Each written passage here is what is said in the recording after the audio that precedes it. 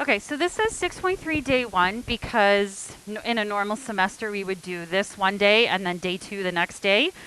But the big difference is sort of similar to factoring. One of the days there will be a 1 in front of the x squared, so a is 1. And then when we do the second lesson, then you'll have a number out front. So similar to factoring, there's going to be an extra step, okay? Booklets. Get your booklets out, please. So in a normal semester as well, we would graph parabolas using factored form, which we did in chapter 3. But because of the weird sort of semester, we're going to focus on using vertex form. So this is I just left this in here because this is a review of what we've already done. If you factor the equation and then you find where it's going to be, the x values where it's going to be equal to 0, then you can plot those points for your parabola. We already did this, where you find the x value of the vertex. You just add them together and divide by 2, like you're finding the halfway point. We already did this as well. Then you subbed in the x value and found a y value. Okay, and then so we did that way back in chapter 3. So when this is standard form, if you want to remind yourself. But we're going to use vertex form. It's a little bit more useful. And again, because we're trying to build towards grade 11, that's what you'll use more in grade 11 as well.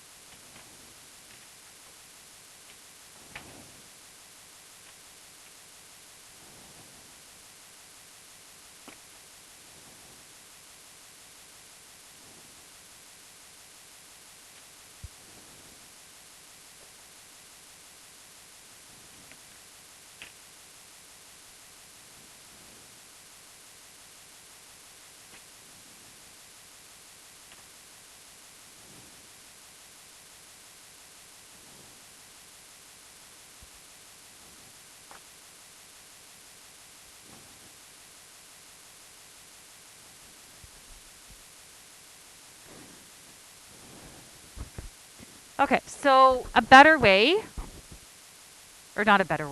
different way to determine the vertex of the parabola is to do what's called complete the square. So we are going to complete the square to find vertex form.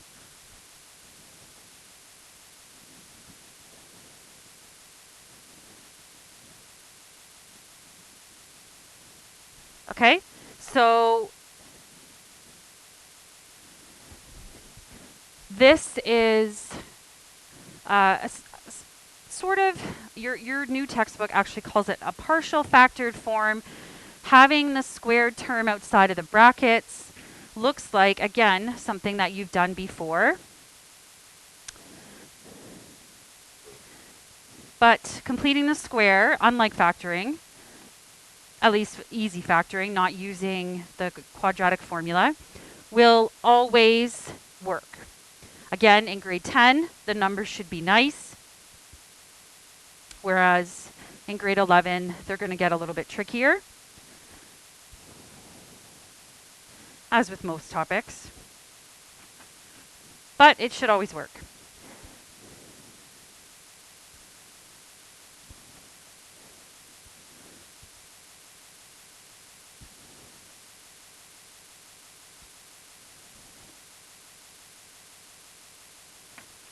So I've chosen these ones to review factoring because they're a special class. They are a type of equation where we're going to get a special type of trinomial.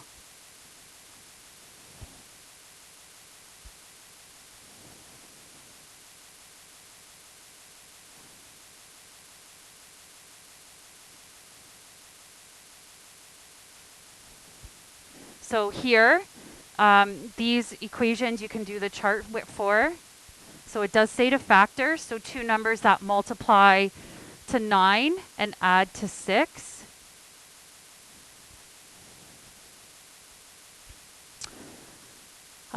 So, do what you want to do. 1 to 9, no, not going to work. 9 is odd, it's not going to be 2, so then go to 3. 3 and 3 adds to 6.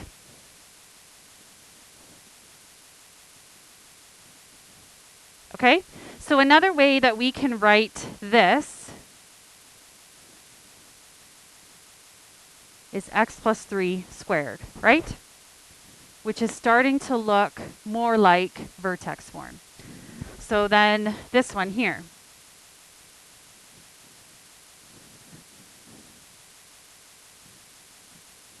(36) has a few more factors.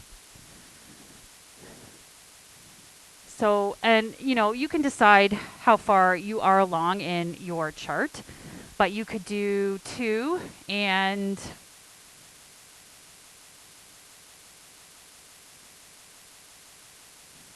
that's not going to get us negative 12.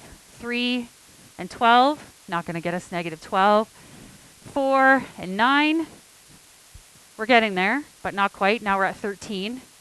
So if we do 6 and 6, that's positive 12. But we can do negative 6 and get negative 12, which is what we want. So again, even though it's a negative, this trinomial factors to a squared.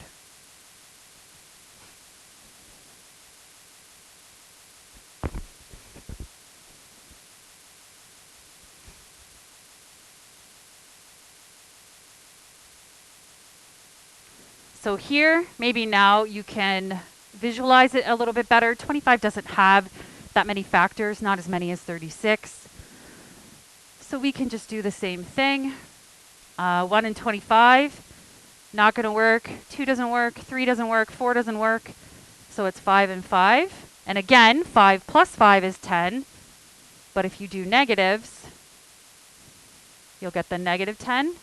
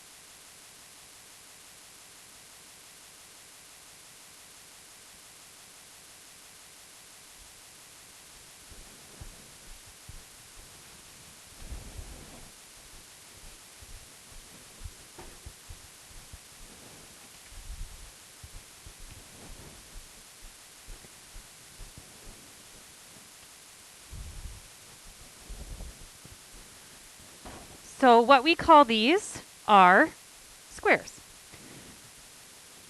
And the process of completing the square is writing a trinomial that can be factored into a binomial square?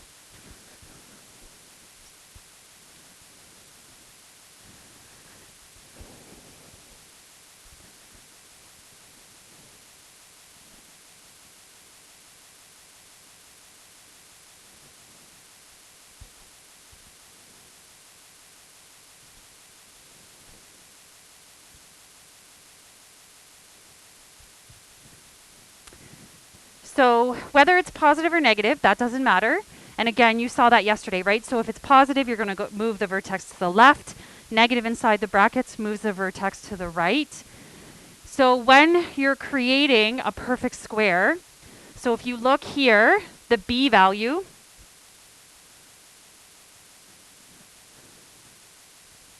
can help us figure out what the perfect square term should be. So 6, how do you get to 3? What do you do? Divide by 2. 12 to 6, what do you do? 10 to 5, what do you do? Divide by 2. So what you're going to do to make your perfect square, to force the equation to be a perfect square, we are going to take b, divide by 2. If it's negative, keep the negative. Positive, keep the positive, okay? So we are going to make a trinomial. Tri is 3 terms. That is a perfect square.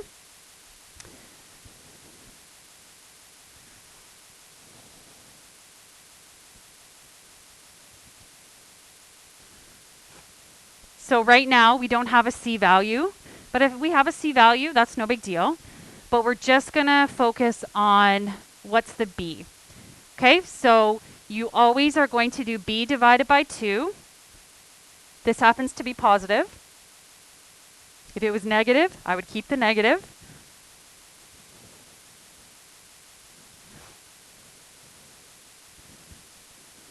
But 6 is not, you can't square root 6 and get a nice number, right? So we always are going to square it in order to make our perfect square. So we are going to add 36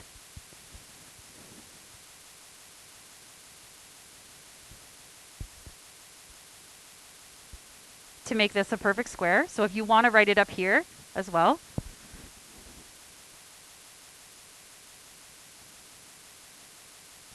So if we factor this and want to make it a perfect square, you guys normally would do this, right? So 36, just because 36 has lots of factors, I'm going to skip right down to 6, okay? 6 and 6 adds to 12. So then previously, you probably would have written it just like this and left it, and that's fine. Now we are going to write this as a squared because we want vertex form. This is factored form, okay? So we're going to do half b squared, half b squared. So you really need to, we've been focusing on what's a, what's b, what's c. It was important in the quadratic formula. It was important for telling what the y-intercept is. Now it's important here, okay? So the b, the number, goes with the term that has the x. So if there's nothing there, then the b value can be 0. If it's just like this, what's understood here? 1. Okay, so if those things aren't obvious to you, make sure that you're careful, okay, when you do this, because it's really going to matter. Okay, so now we're going to use one. Again, that's negative. That doesn't matter. So when you write this on the computer, it's a little bit easier to do it like this. Most people choose to write like over 2 instead of divide, but it doesn't, like the divide sign. Either way, it doesn't matter. What's the b value in x squared minus 8? Negative 8, good. Keep the negative.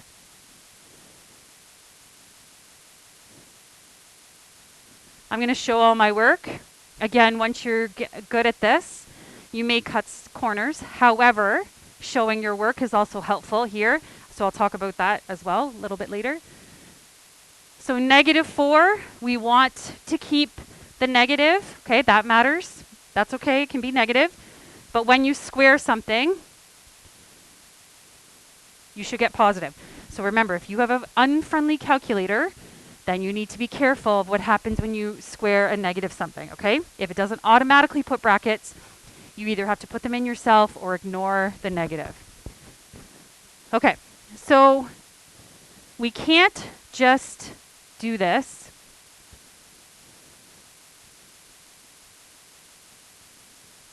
We can't just add a number. This is not the same equation it was before, right? So we need to write an equation mathematically that is the same. So if we want a number to disappear, if you add it and subtract it, then it's going to be 0. -1 plus 1, 0. -1,000,000 plus 1,000,000, 0, right? So when you complete the square, you need to divide b by 2 and square it, and then you add that number and you subtract it. That is the procedure, okay? So this is normally what you're going to be given, a full standard form. An a value, a b value, and a c value, okay?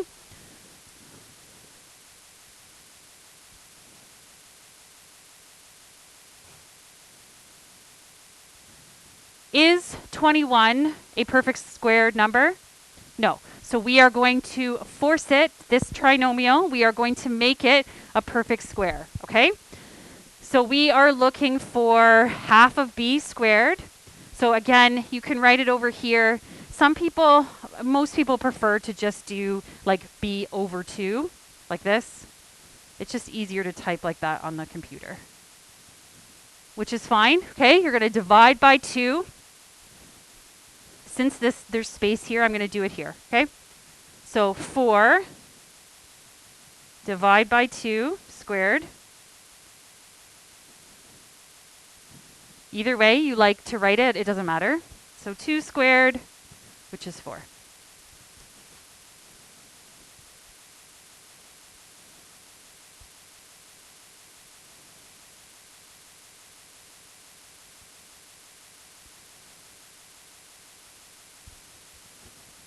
Okay? So I'm going to take this number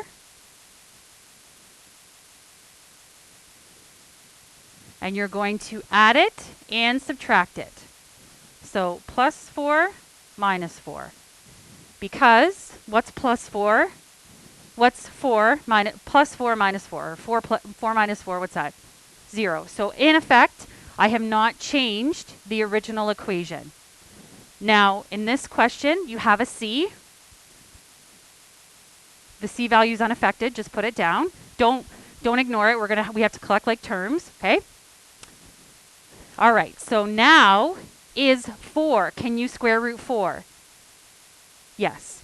And the reason we always write plus 4 minus 4, not minus 4 plus 4, can you square root a negative number?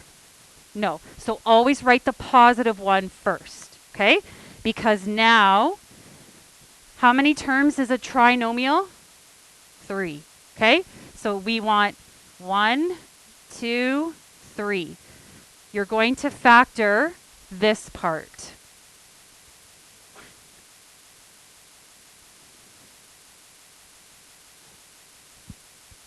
So if you want, you can go back to what you thought before. You can make the chart and do what 2 numbers multiply to 2 and add to 4. Okay, you can do that. So 1 and 4, no. 2 and 2, 4. But notice that this number is this number here. So once you do a bunch of these, it's always going to be the factor that goes inside the brackets will be the number once you've divided by 2. The b value divided by 2. Positive or negative, doesn't matter. But you can certainly think of this. This looks like what we've done before, and then we're going to collect this like terms, okay? So it's up to you. Okay, so now my factor is 2 and 2. Don't write it like this. That's not what we want. Okay? You need to write it as the squared, because we are trying to get to vertex form. Okay? And then you just have to collect like terms. So if you want to write that in for yourself.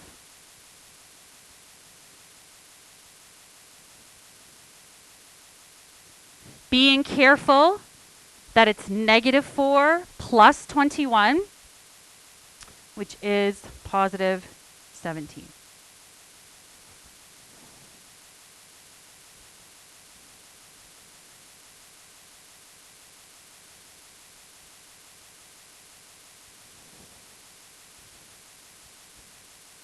So now this, does this look like vertex form? You would go left 2 up 17, right? That's what we did yesterday. So we're going to do, again, you can just be asked to complete the square. You could be asked to graph it as well.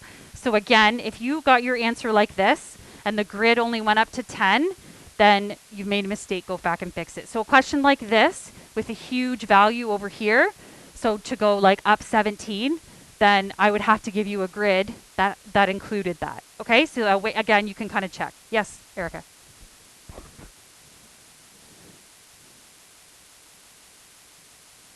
Yes, just don't leave your answer like this, okay?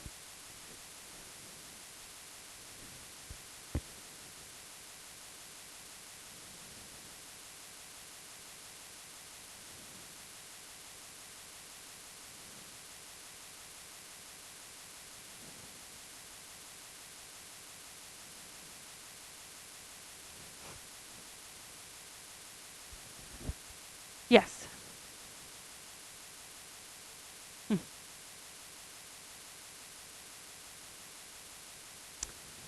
When you have this, we use this to figure out what the vertex is. So left 2 and up 17. We don't really care what x is. So vertex form is going to be given to you on the test. I tried to give lots of space. The test might be 5 pages. So if you want to write vertex, like it'll be at the beginning of the test. If you want to write it at the top of every one, if you want to write it on here, I don't want to squish down here, so I'll write it up here.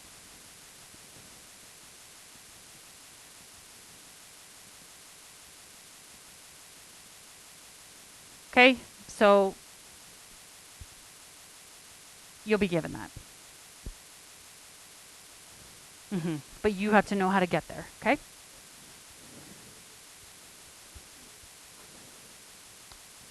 No, it's the vertex.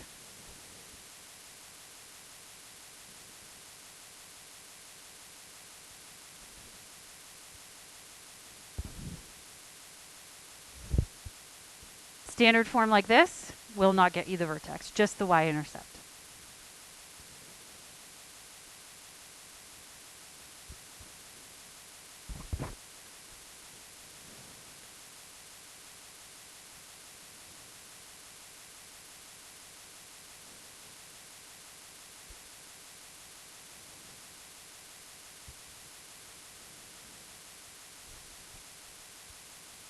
Okay, so if you are into procedures and summaries, here it is.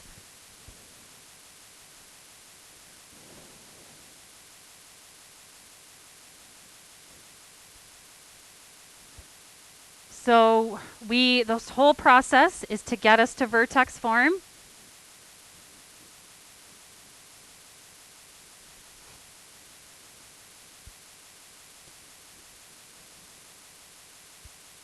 So you need to divide b by 2 and square it. And again, I highly recommend that you show that step, because then it will help you later on. So, remember to add the number first and then subtract it. Yes.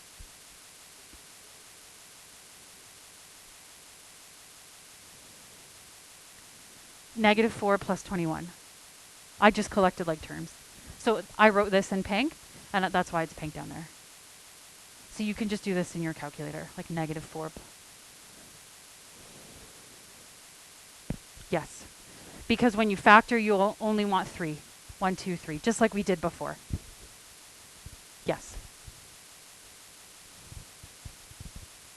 always, even when we do day 2.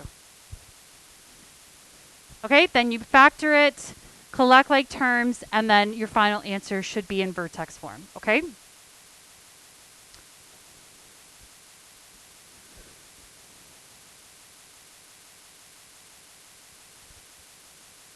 Let's do some more.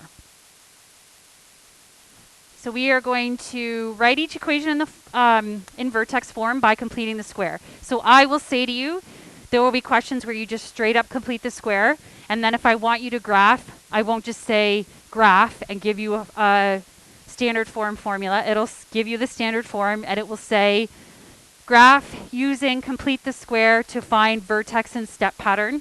So just like yesterday, we still need a vertex and we still need the step pattern, but now you just have to manipulate the equation by completing the square to get it there, okay?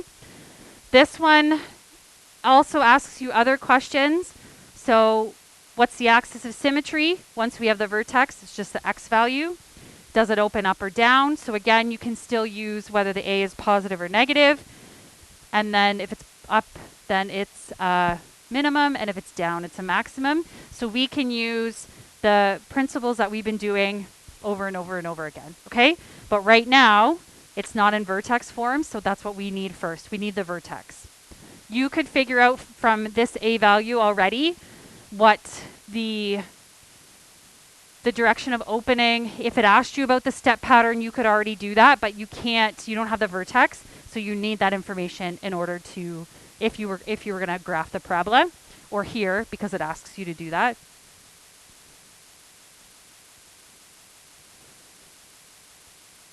If it helps you to label A, B, C, then I would do that too, okay? So I'm going to write it out over here.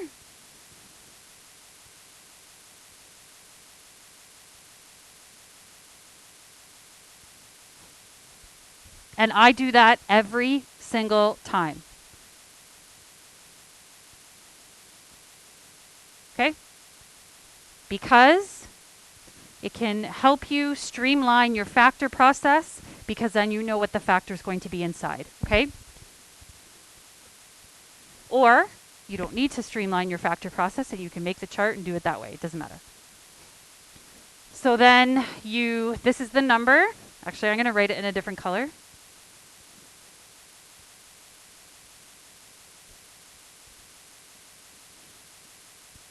Do I add it or subtract it first? Add. Good. Always add.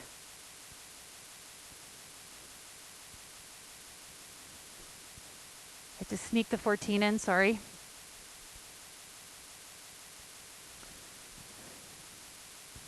And you factor, just like you've always been doing, the first 3 terms, right? AX, A, B, and C. That's it. So again, decide for yourself. Do I need to make the chart again? Or when you recognize that 6, it's going to be 6 plus 6, which is 12. 6 times 6 is 36.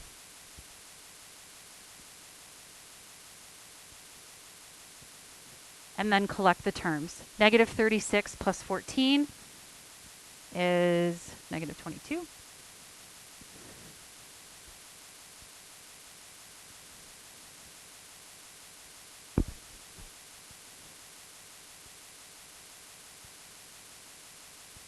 Not 36. So just the 6. This is vertex form. We're not going to look at this anymore.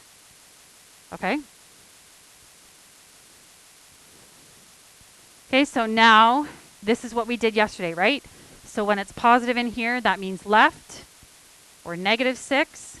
And the Q value out of the brackets, that's down. So again, a vertex is negative 6, negative 22. That's not usually what we deal with. So this question doesn't ask us to graph, and that's on purpose, okay? So we've got the vertex.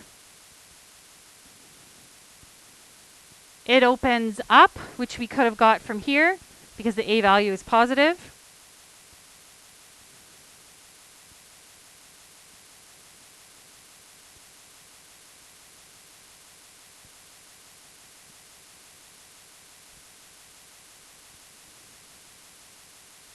Ooh, sorry. I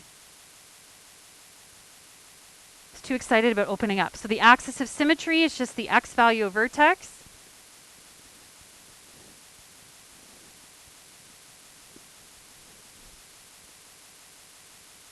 Yes.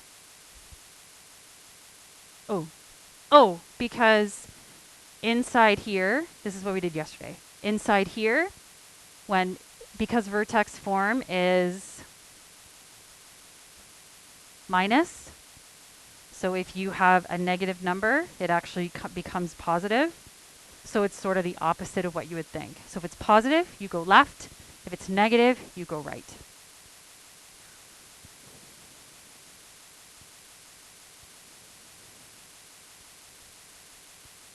Yes. And if it's negative, you switch it to positive. Only inside the brackets, yes.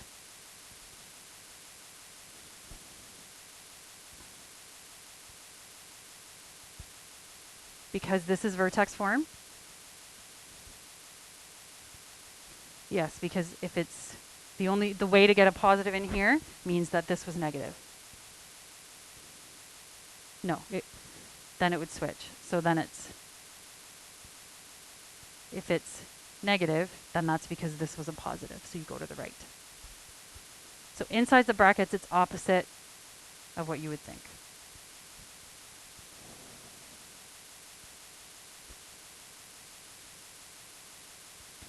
So then the min-max value and when it occurs, again, we did that in 5.4, but it's going to be important for when we do word problems later on today.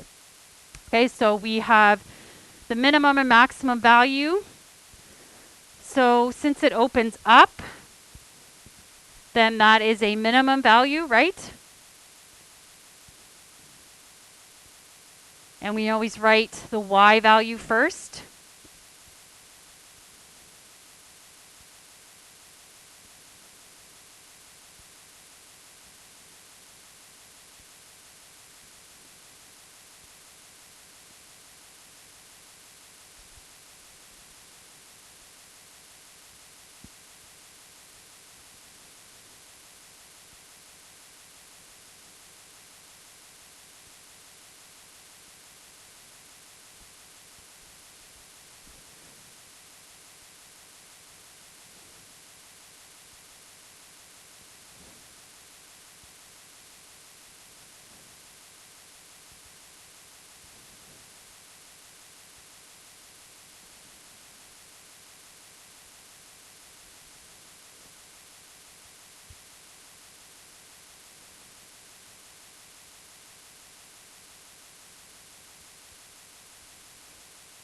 Okay, so we're going to do another one. Again, we don't have to graph this one. So we're going to complete the square first.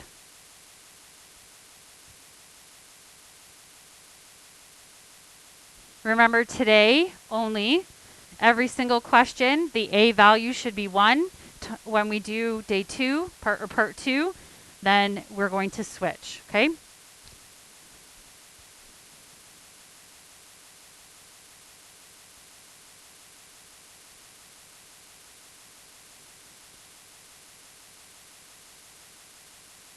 The fact that it's negative 10, keep it negative, okay? So then when you do negative 10 divided by 2, that becomes negative 5.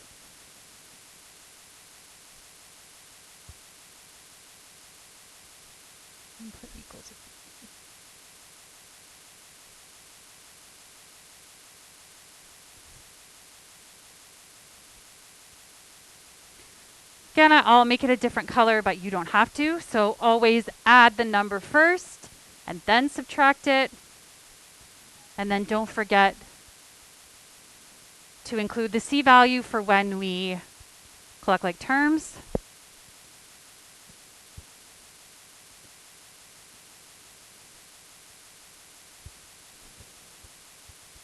Factor the first 3, but again, you can do the chart, but the two numbers are going to be negative 5.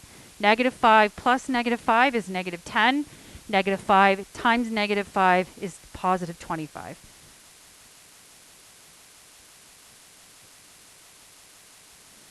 Negative 25 and negative 22 is negative 47. So again, that one's even worse, okay? There's no way I would make you graph that. That's a terrible vertex to graph.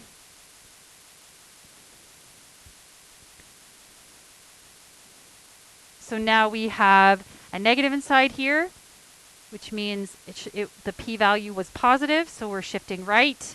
This is negative again. That's fine. We're going down.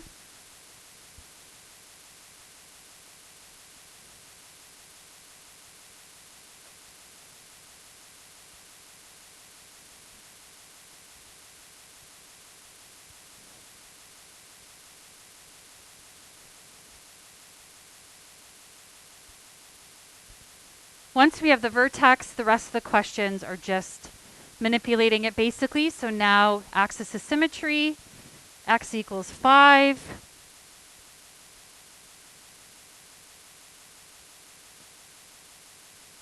It always should open up today, or part 1 at least. So minimum value of negative 47 when x equals 5.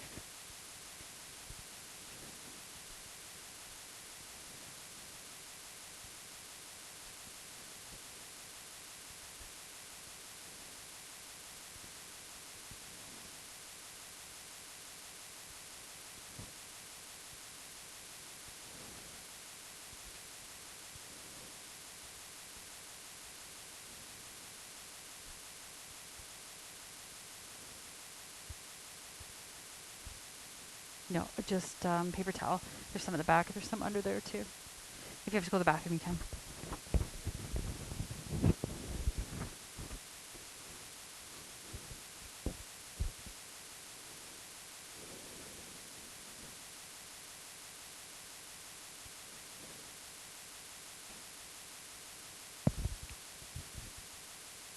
Shh.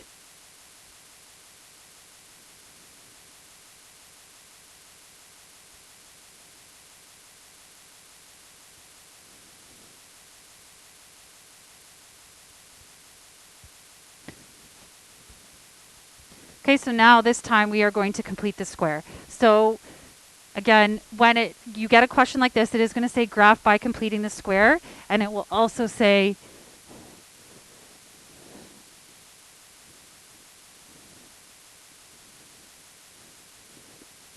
state the vertex and the step pattern. You need those items to graph, but it will specifically say that. So that means you get marks for it. So similar to what you would have done in grade 9, where you would have written the slope and the y-intercept in order to graph. We're going to do this. You have to state the vertex and the step pattern. Even if it's just a question where you're already given vertex form, you have to make sure you state the vertex and the step pattern, and the question will explicitly state that. So it'll tell you what to do. Okay? So we're going to complete the square. Again, if you like to label ABC, do that.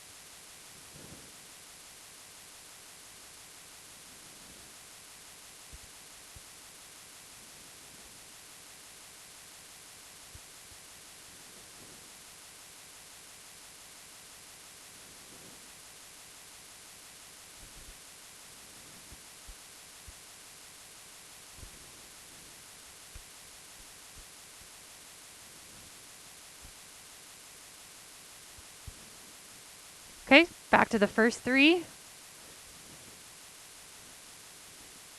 So 2 numbers that multiply to 9 and add to negative 6, or again, or look at this, negative 3, right? Negative 3 plus negative 3, negative 6, negative 3 times negative 3, positive 9. And then negative 9 plus 7 is negative 2. And that is a much more reasonable vertex. So that's why we're graphing this one. So we're going to go right and down for the vertex.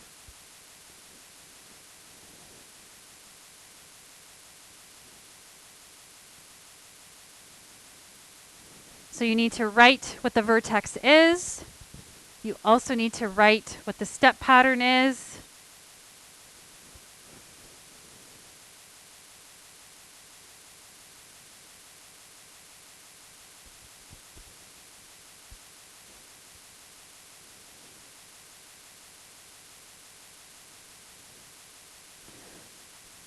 So the step pattern for today, or part 1, sorry, because the A value is going to be 1, it's going to be 1, 3, 5, 7.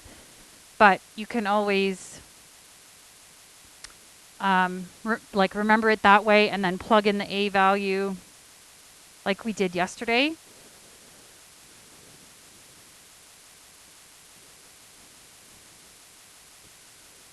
Or you could just go right to this. Okay, you don't have to show that work.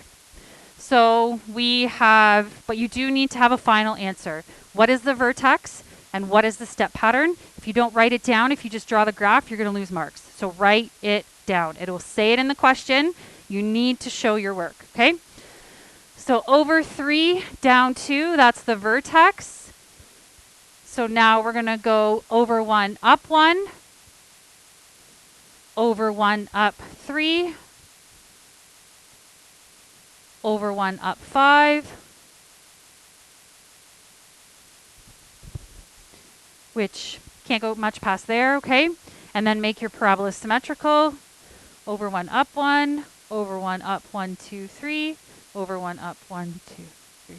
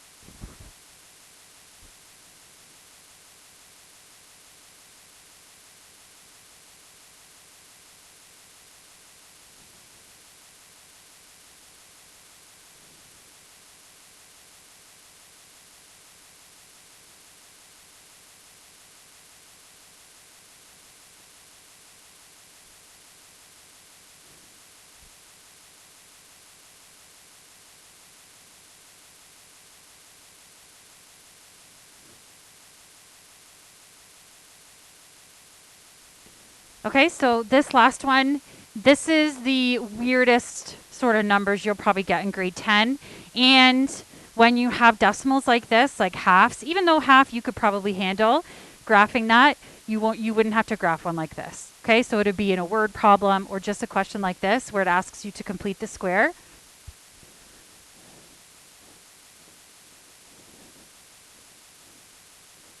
So because 3 is an odd number,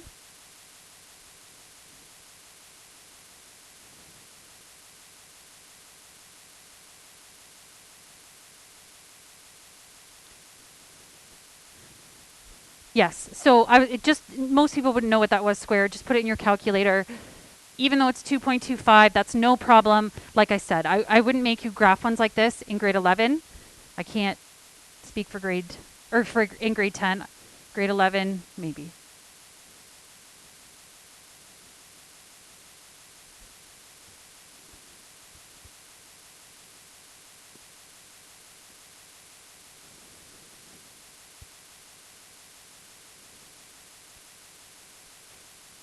when you have a question like this, maybe this is the best one where using the shortcut is good, that this is going to be the number inside the brackets.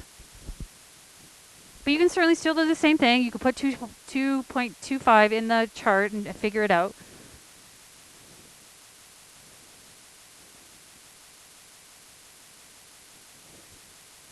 And then collect like terms. Negative 2.5 plus 1 is 1.25. So here are these steps one more time if you're into procedures. So there are questions in the textbook. There's also a worksheet. Okay? And the solutions for the worksheet are on D2L underneath like the chart with all the homework on it. Okay? So grade 10 breaks at 10:25. So I'll start part 2 at 10:30. Even though, let's say you've done nothing, right? To go back to the start, well, I want you to do that. However, you need to be able to do this to do part 2. So even if you've done nothing, I would start with this homework first. Okay? Yes. Yes.